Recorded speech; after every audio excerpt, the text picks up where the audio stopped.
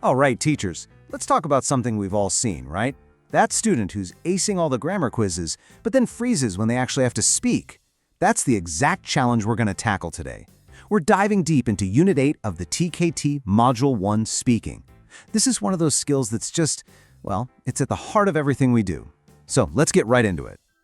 So, here's our game plan for today. We're going to kick things off with the big ideas, the core concepts of speaking. Then, we'll break down the essential sub-skills our students really need. After that, we'll look at classroom activities.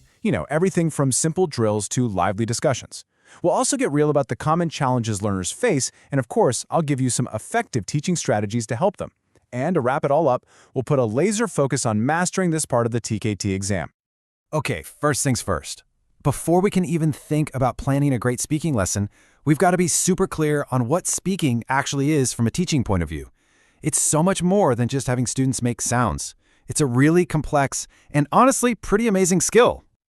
At its very heart, speaking is a productive skill. And hey, that's a key term you'll definitely see on the TKT. So unlike listening or reading, where students are basically absorbing information, here they have to create something. They're trying to think, choose the right words, put them into sentences, and pronounce them all in real time. It's a huge cognitive workout for them. I really love this slide because it breaks down what we mean by good speaking into 3 key pillars. Think of it like a 3-legged stool, right? If one leg is wobbly, the whole thing falls over. First, you've got accuracy. Is the grammar right? Is the vocabulary correct? Then there's fluency. Does it flow? Is it smooth, like a real conversation? And finally, you have appropriacy. Is the language a good fit for the situation? I mean, you wouldn't talk to your headmaster the same way you talk to your best friend, right? Our job as teachers is to help students keep all 3 of those legs balanced.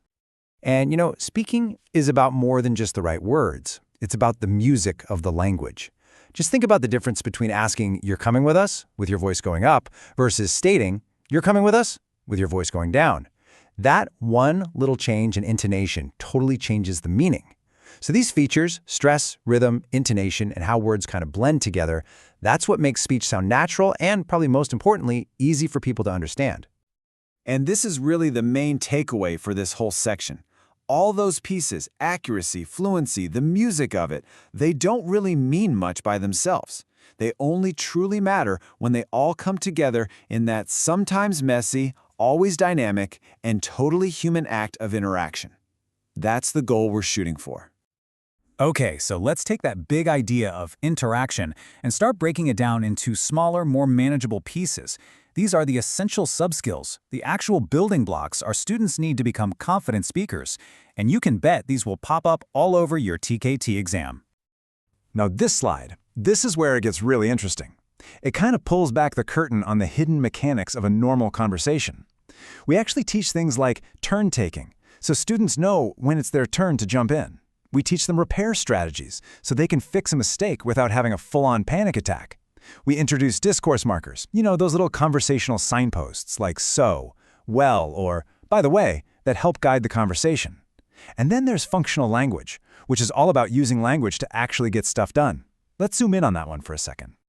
And this right here, this explains functional language perfectly. A function is simply the reason you're speaking, like making a request. The specific phrase you use to do it, like, "Can you open the window?" that's what we call an exponent. So when we teach a bunch of these exponents, we're basically giving our students a toolkit for all sorts of real-life situations. Okay, so now we've got the what and the why. So what about the how? How do we actually take all these ideas and sub-skills and build them into a smart sequence of activities in our classroom? The best way I can describe this is like learning to ride a bike. First, you start with controlled practice. This is like having the training wheels on. We're talking about repetition drills where the only goal is to get the form exactly right. Then, we loosen things up a bit with guided practice. Maybe it's a role play with some key phrases provided. They have some choice, but there's still a safety net. And finally, we take the training wheels off completely for freer practice, like a group debate, where the main goal is just to get your point across and be understood. So the bottom line here is pretty simple. You've got to match the activity to the goal of your lesson. If you want students to nail a new grammar structure with perfect accuracy, a controlled drill is your best friend. But if you're trying to build their confidence and get them communicating, then a freer, problem-solving task is exactly what you need. Of course, we all know it's not always that easy, is it? Getting students to speak freely can be a real challenge. So let's take a minute to look at the common roadblocks they hit, and more importantly, what we can do to help them. This is a question I think every single teacher has asked themselves. You've got a student, they're great on paper, they know the vocabulary, but when it's time to speak up in class, total silence. What is really going on there? Well, it's usually a mix of things, some psychological, some practical. On the psychological side, there's that huge, paralyzing fear of making a mistake in front of everyone. On the practical side, maybe they just can't find the right word fast enough, or their native language habits, what we call L1 interference, are tripping up their pronunciation. And all of this just slowly chips away at their confidence until that simple act of thinking and speaking at the same time feels, well, impossible. But hey, knowing those challenges is half the battle, right? So now let's stock up our teaching toolkit with some really powerful strategies to help our learners get over those hurdles. One of the most powerful tools we have is scaffolding. And the name is just perfect. It's like building a temporary support structure around our students while they're building their speaking skills. This could be anything. Sentence starters on the board, a clear model of what to say, visual prompts. The whole point is that this support lets them succeed, which builds their confidence. And then, bit by bit, we can take the scaffolding away as they learn to stand on their own 2 feet. And how we give feedback is just as important. Instead of jumping in and correcting a student mid-sentence, which can just kill their confidence, we can use delayed correction. Just jot down some notes and go over the errors with the class later. Or we can empower students with peer correction. But one of my favorite techniques is reformulation. It's so elegant. A student says, "I am not agree." You just casually reply, "Oh, so you don't agree?" They hear the correct version naturally, without feeling like they just got a red mark. Okay, let's bring it all home now and focus squarely on the TKT exam itself. How does all this theory and practice actually translate into you passing this thing? I want you to think of this slide as your TKT survival guide for the speaking section.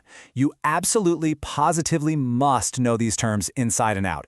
The exam is going to test if you can tell the difference between accuracy and fluency, if you can look at a classroom activity and identify the target subskill, and if you understand the different interaction patterns like pair work versus group work.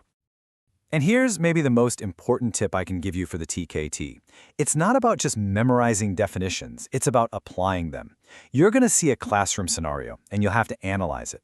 You need to be able to look at what the teacher's doing and say, okay, the goal here is clearly fluency, or, yep, that's a controlled drill for accuracy. Understanding the why behind a teacher's choices, that's everything. So, to wrap it all up, teaching speaking is this really cool, complex process. It all starts with a solid understanding of the foundations, it moves through a smart sequence of structured activities, and it's all held together by thoughtful, confidence-building teaching.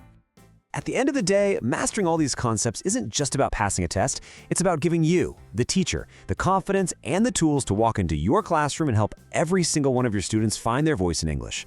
And that's the real prize. Good luck with your studies.